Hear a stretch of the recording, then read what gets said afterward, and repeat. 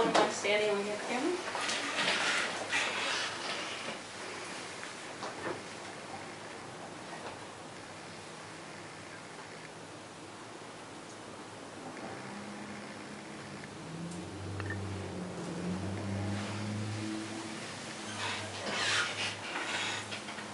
Okay, hello everyone. I would like to start by thanking all of you for being here today at the Fulbright Institution.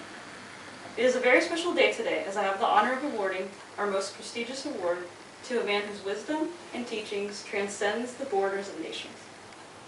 But before I go any further, I want to take a moment to recognize the man who made this possible. Our founder, James William Fulbright. He established the Fulbright program in 1946, backed by the Bureau of Educational and Cultural Affairs of the United States Department of State, both of which had a shared vision that there would be change in this world. This is why, today, the Fulbright program strongly believes in countries coordinating their economic, political, and sociocultural resources and efforts to support the greater good of the world. It also acknowledges that the best way to do this is through the actions of citizens of every nation in the world, which is why the Fulbright program's core mission is investing as much as it can into the education of those who seek change.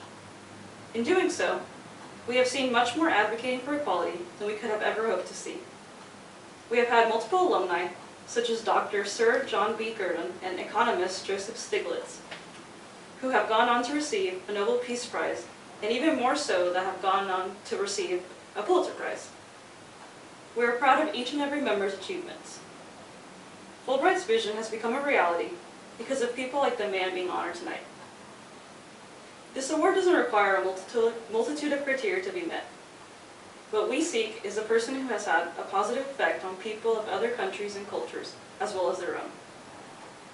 We recognize those that have made outstanding contributions toward bringing people, nations, or cultures to a greater understanding of each other. Spending 27 years in prison as a symbol of hope for the oppressed absolutely falls under this category. Even before his time in jail, this man did more with his free time than you could possibly imagine. In 1952, he helped lead a campaign for the African National Congress for the defiance of unjust laws in South Africa. During this time, he traveled across the nation of South Africa, where he organized protests in multiple cities against discriminatory policies. He also took this time to promote the Freedom Charter, a manifesto adopted by the African National Congress in 1955 that declared a just and equal democracy for South Africa.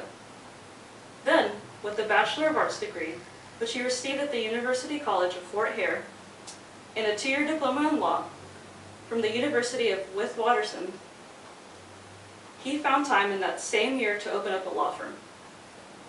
He partnered with Oliver Tambo, a South African politician and member of the African National Congress, in opening South Africa's first black law firm.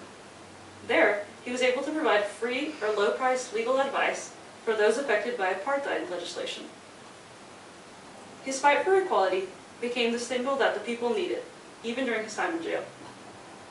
During his time in prison, he declined at least 3 conditional offers of release, each of these involving the condition that he had to remain silent, go against his responsibilities toward political supporters, and abandon everything he stood for. He could have been released 5 years earlier, but these were terms that he could not bring himself to agree to. While in jail, he chose to spend time writing letters to his supporters and his wife, and he also kept a journal of his experiences there. But when this man came out of prison, he brought his people the equality they were searching for. Following his freedom, he immersed himself in various political negotiations. His talks and words became motions and movements, and eventually, he led the African National Congress in its negotiations with the governing party and other South African political parties for an end to apartheid, finally establishing a multiracial government that they so longed to see. His peaceful negotiations and efforts have paid off, and he continues to change our world without realizing it. He isn't just a model for those who follow him, but an inspiration to the entire world. He stands for what we can only hope to see more of. So, I think there is no doubt of mine that this man has gone above and beyond to earn this award. It is with my greatest honor to present our 1993 James William Fulbright Prize for International Understanding, to none other than Nelson Mandela. I'm sure you're all ready to hear from the man himself, so without further ado, here he is.